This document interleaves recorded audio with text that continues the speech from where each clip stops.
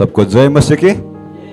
आप सभी लोग कैसे हैं? तो आइए हम निकाले मत्ती का 18 अध्याय 10 से लेकर हम 14 तक हम पढ़ेंगे।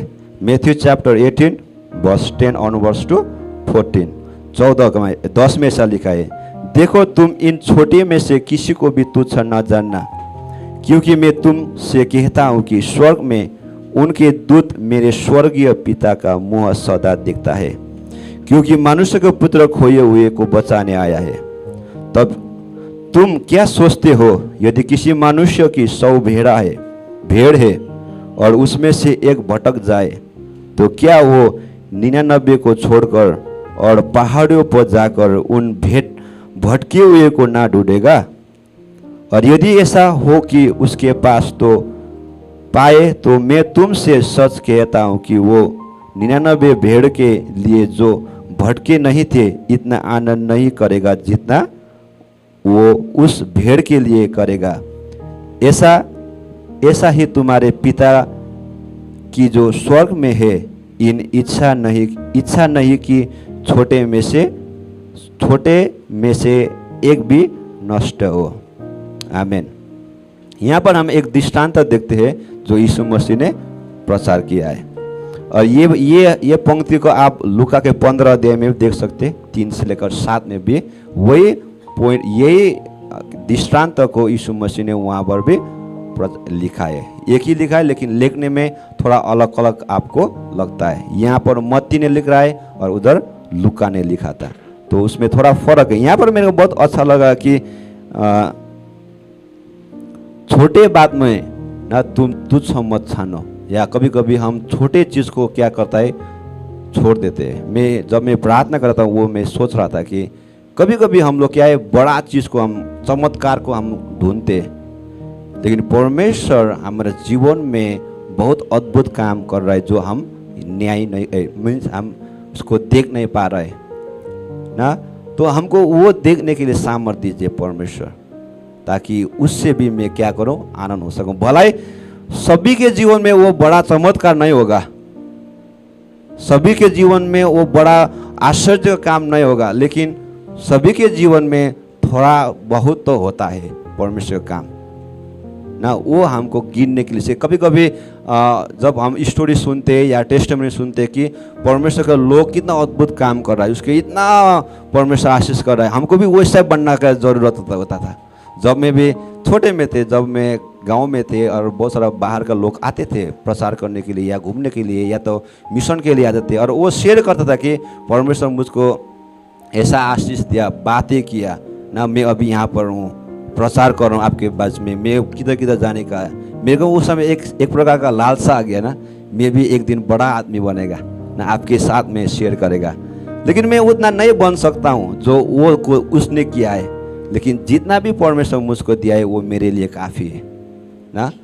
मैं आज यहाँ पर खड़ा हूँ, वो भी परमेश्वर का एक अनुग्रह है, ताकि मैं यहाँ से मैं आपको कुछ सिखा रहा हूँ। मेरा कहने मतलब ये है कि हम छोटे चीज़ को कभी भी हम व्यर्थ न समझना है। परमेश्वर वो छोटे काम में क्या बहुत अद्भुत काम करता है।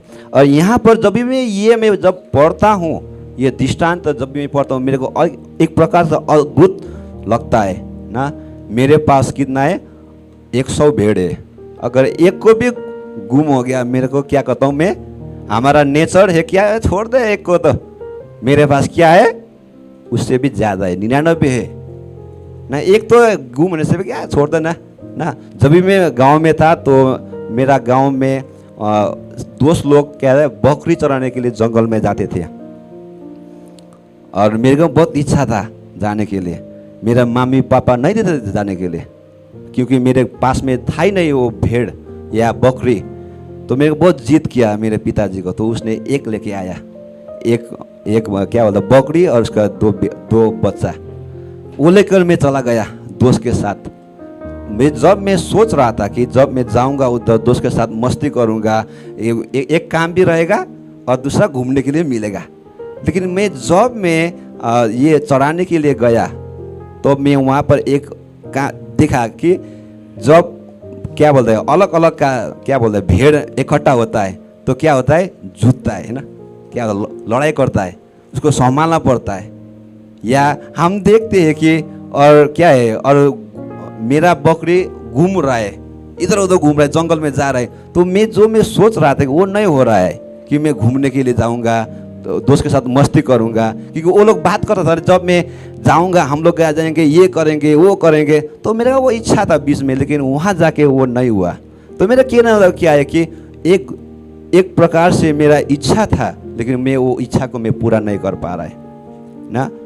तो मेरा कहने मतलब ये है कि हमको ना परमेश्वर ने जो दिया है उसमें संतुष्ट रहना है, और जो कर रहा है उसको लिए भी परमेश्वर आशीष देता है ना। कभी कभी लगता है मैं उतना टैलेंटेड नहीं हूँ ना, सबके मन में ऐसा होता है मैं इतना टैलेंटेड नहीं हूँ, लेकिन जितना भी है आपके पास आपको परमेश्वर इस्तेमाल करेगा। परमेश्वर ने बोला कि एक दृष्टांत है ना, परमेश्वर ने किसी को 5 तोला दिया, 5 टैलेंट दिया, किसी को 2 टैलेंट दिया, किसी को 1 टैलेंट दिया, लेकिन सभी ने काम किया, लेकिन 1 टैलेंट पाने से कुछ नहीं किया है।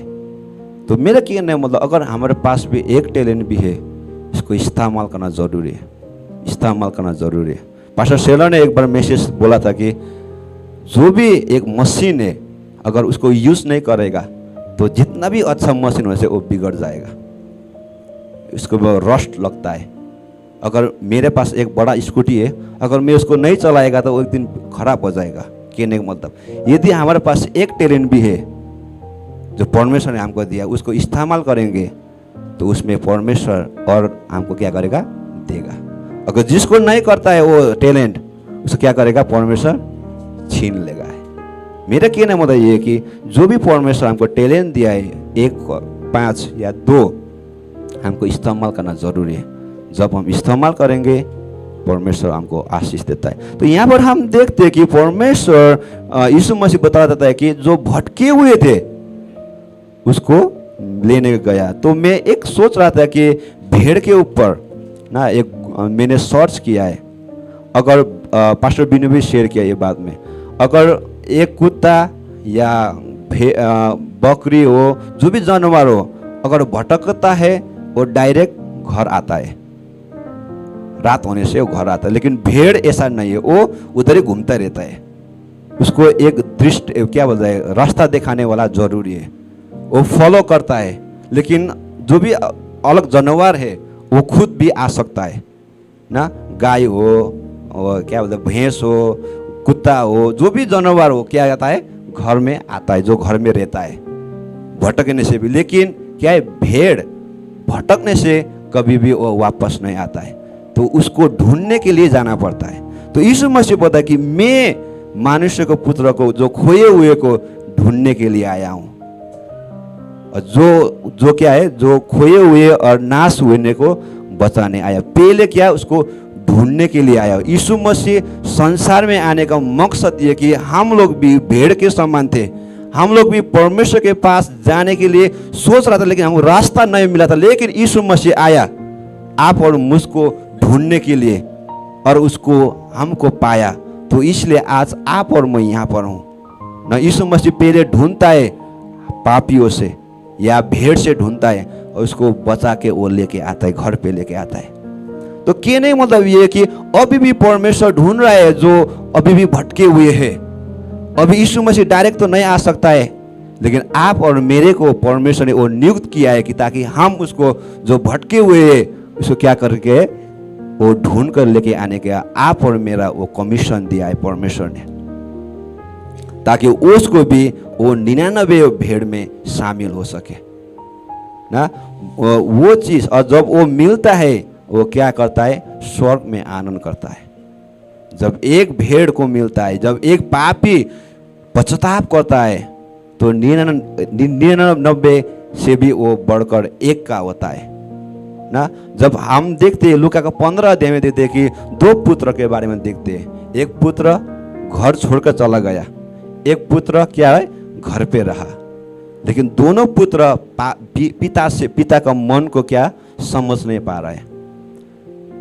लेकिन आप और मैं परमेश्वर का मन को या परमेश्वर के हृदय को समझना जरूरी है। जब हम समझते हैं तब क्या करें, स्वर्ग में आनंद होता है। जब पुत्र जो गया था घर छोड़कर, जब वो आ रहा था वो भोज किया, आनंद मना रहा है। मेरा पुत्र क्या खोए हुए थे, अभी क्या हुआ, मिला ना। हम लोग भी एक दिन परमेश्वर के प्रेम से खोए हुए थे, लेकिन यीशु मसीह आया हमको ढूंढने के लिए, हमको मिला। अभी हम क्या है, उसके वंश में गिना गया है। मैं और आप परमेश्वर के बेटा और बेटी में गिना गया हूँ। अभी मैं भटका हुआ नहीं हूँ, लेकिन मैं अभी क्या करेगा, परमेश्वर जैसा, परमेश्वर के संगति में उसके पुत्र के साथ में बैठ लिया है। तो मैं ये वचन से मैं आपको ये इनकरेज करना चाहता हूँ कि एक चीज़ पहले, जो भी है हमारे जीवन में, छोटा या बड़ा टैलेंट हो, जो भी हो, परमेश्वर को इस्तेमाल करने के लिए दीजिए। और दूसरा, जो भी छोटा चीज़ भी हमारे जीवन में परमेश्वर करता है, उसको धन्यवाद देना जरूरी है। और तीसरा क्या है कि जब यीशु मसीह को हमको मिला, अभी हमारा फर्ज बनता है कि मैं भी दूसरे के लिए वो काम कर सके ना। आप लोगों को किसी न किसी को के द्वारा आज आप यहाँ पर हो, ताकि हम भी अभी दूसरे के लिए वो एक कार्य बन सकता है, ताकि वो लोग भी क्या करे, परमेश्वर के भवन में आए, परमेश्वर के संगति में जुड़ा रहे, परमेश्वर के क्या करे, संगति में आने के लिए। तो इसलिए परमेश्वर ने आप और मुझको एक भेड़ के समान तुलना किया है ना। हम लोग भी परमेश्वर से भटके हुए थे, हमके रास्ता ढूंढ रहा था, लेकिन परमेश्वर आया, वो रास्ता बना, ताकि अभी आप और मैं डायरेक्ट स्वर्ग के ओर या परमेश्वर के साथ हम जा सकता है ना। जब हम ओल्ड टेस्टामेंट सर्वे हम कर रहे थे, अभी हम लोग प्रोफेटिक बुक में जा रहा है, पढ़ रहा है, वहाँ पर बारंबार ये चीज़ दिखता है, वो क्या है, पाप में गिरा है, भटक हुआ है, भटक गया थे, लेकिन परमेश्वर का दास फिर परमेश्वर ने खड़ा किया है, ताकि वो लोग को लिए बचाने के लिए। वो ऐसा है, आज भलाई वो प्रोफेट नहीं है, भविष्यवक्ता नहीं है, लेकिन परमेश्वर ने आज आप और मुझको नियुक्त किया है, ताकि लोगों के बारे में हम प्रचार कर सकते हैं, मिशन हम बता सकता है। क्यों यीशु मसीह आया ना, क्योंकि परमेश्वर के पुत्र आया, मनुष्य के पुत्र को जो गुम हो गया था, खोए हुए थे, उसको ढूंढने के लिए आया। यही मकसद है कि यीशु मसीह संसार में आने के लिए। तो यहाँ से मैं आपको इनकरेज करना चाहता हूँ कि जो हमको मिला है, अभी दूसरे के लिए भी हम लोग क्या वो इस्तेमाल करें या बने, कि मेरा दोस्त को भी परमेश्वर के प्रेम को मैं बता सकता हूँ, या मेरे जगह में जहाँ पर मैं काम करता हूँ, यहाँ पर एक मिशन है लेमन फेलोशिप में, बहुत अच्छा लगता है। वो लोग सब लोग काम करता है, लेकिन वो काम में वो क्या होता है, एक टेस्टिमनी प्रचार करता है। भले वो लोग जगह जगह जाके नहीं करते प्रचार, लेकिन जो भी उसका कलीग्स है उसको प्रचार करता है, वो लेके आता है। तो मेरा कहने बोला, हम जाए कभी भी हो, कभी कभी हम लगे मेरा काम है, ज़्यादा है, मैं बिजी हूँ, लेकिन जब हम परमेश्वर के लिए कई समय देते, परमेश्वर अद्भुत काम, रास्ता ढूंढता है, देता है, ताकि हम और बहुताई से कर सके ना। तो यहाँ से मैं आपको इनकरेज करना चाहता हूँ कि यही, ताकि छोटे चीज़ को आप कभी भी तुच्छ मत जानिए ना। मेरे पास नहीं है, नहीं, आपके पास जो है उसमें परमेश्वर आपको बहुत अद्भुत काम करता है।